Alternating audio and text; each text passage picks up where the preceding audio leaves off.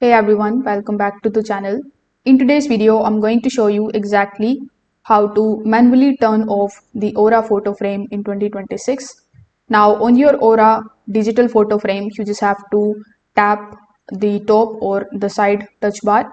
This is going to appear the quick menu in front of you.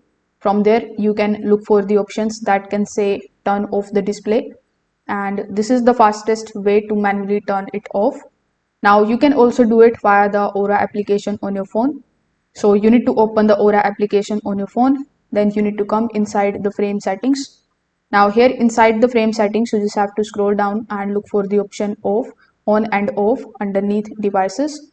So here when you tap on this particular option, you can either set it to automatic, or since you want to do it manually, you can select the option of scheduled.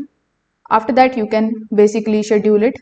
You can select whether you want to on the display, whether you want to off the display, or whether you want to change the time zone. So here after selecting the scheduled option, you just have to simply select both of these options, and then also you will be able to manually turn it off. So if this video helped you out, make sure that you like this video and subscribe to the channel. Thanks for watching.